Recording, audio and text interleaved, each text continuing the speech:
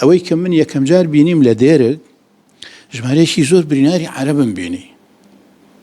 وتم ئەمانە چین؟ وتیانەوە قەسەدن لە شەڕا برینار بووە، شەیدیشیان هەیە.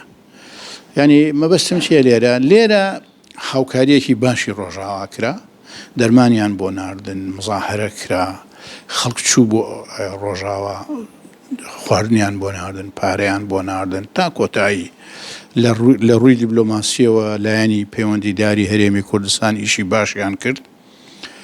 بەڵام لێرە هەنوو دەمە شەڕی کورد و عەرەبە برایەتی گەلان تەواو ئەبێ با بڵێن قەسەدە و ئەزموونی ڕۆژاوای کوردستان پشت بکاتە عەرەب و هەر پشت بکاتە کورد، وەکو جاران پشتی نەکردوێتە کورد. یعنی بۆ خۆی ئەمە هەڵەیە.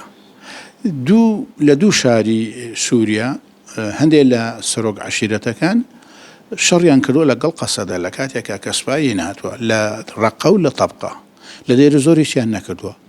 ئەوانەی تر ئەو عەرەبانەی تر کە دۆستی قەسەدە بوون و دۆستی کورد بوون و بەگوێی عەشایری سەرۆک خێڵەکانی خۆیان نەکردو، عەشایر نەبوون، هەر لە شوێنی خۆیان ماونەتەوە، یعنی هیچ جینێک نەبووە. لەبەرەوە ئەو مەسەلانەی کە باسەکرێ برایەتی گەلان تەواو و فەشەلی هێنا وانە برایەتی گەلان خۆ تەنها داهێنانی قەسەدە و ڕۆژاوانیە، برایەتی گەلان دەمێکە هەیە، لەوەتی ئاینەکان و فەلسەفەکان و بیر و باوەڕ جیاجیا دیموکراتەکان هەیە. داوای برایەتی گەلانەکە بۆ ئەوەی هەم ئاشتی هەبێ، ئینسانیەت تووشی مەترسی نەبێ، هەم ئەو گەلە بێدەسەڵاتانەی وەکو کوردیش کە ئیمکانیاتی نییە تێکۆشان بکە، داوای هاوکاری لە گەلانی تر بکە، بە تایبەتی گەلانی عەرەب، گەلی عەرەب، گەلی تر.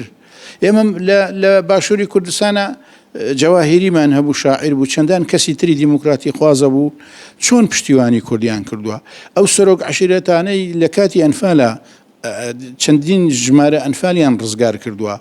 ئیسماعیل بێشکشی لە تورکیا وای کردووە. ئێستا یەکێک لە بەرپرسە هەرە گەورەکانی سوپای ئازادی سووریا کەوازی لەوێ هێناوە بووە بە قەسەدە، ئەبوو عومەر ئەدلیبی ئێستا هەرماوە بە خۆی هێزەکەیەوە، شان بەشانی قەسەدە شەڕەکە.